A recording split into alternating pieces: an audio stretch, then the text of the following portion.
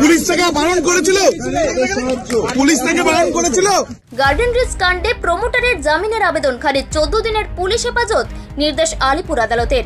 মাঝরাতে বহুতল ভেঙে মৃত্যু 9 জন নির্দোষ মানুষের। আর এই ঘটনায় প্রমোটার মোহাম্মদ ওয়াসিমকে গ্রেপ্তার করে কলকাতা পুলিশ।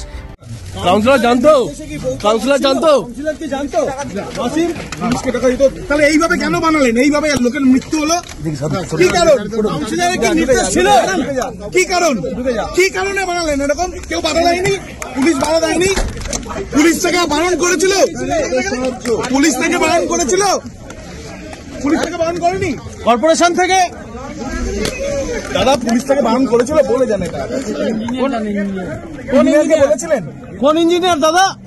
পুরসভার ইঞ্জিনিয়ারকে কি বলেছিল আপনাকে? কি করা যাবে? পুরসভার ইঞ্জিনিয়ার কি বলেছিল? মঙ্গলবার বিকেলে ধৃত ওয়াসিমকে কাউন্সিলর প্রসঙ্গে জিজ্ঞাসা করলে কোনো মন্তব্য করতে চাননি তিনি। তবে ইঞ্জিনিয়ার জানতো বলে দাবি করেন তিনি, কিন্তু কোন ইঞ্জিনিয়ার জানতো সে কথা স্পষ্ট করে বলেননি তিনি। ধৃত প্রমোটারকে জিজ্ঞাসাবাদের জন্য 14 দিন পুলিশ হেফাজতের নির্দেশ দেন বিচারক। কিন্তু এই দুর্ঘটনা থেকে প্রশ্ন একটাই, 9 জন নির্দোষ মানুষের মৃত্যুর দায় কার? তাহলে এইভাবে কেন বানালেন? এইভাবে লোকের মৃত্যু হলো কি কারণ? কাউন্সিলরের কি নির্দেশ ছিল? কি কারণ?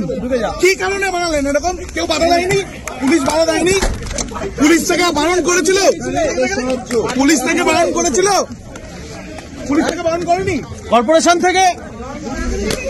দাদা পুলিশ থেকে বারণ করেছিল বলে জানে এটা। কোন ইঞ্জিনিয়ারকে বলেছিলেন? কোন ইঞ্জিনিয়ার দাদা? পুরসভার ইঞ্জিনিয়ারকে কি বলেছিল আপনাকে? কি করা যাবে?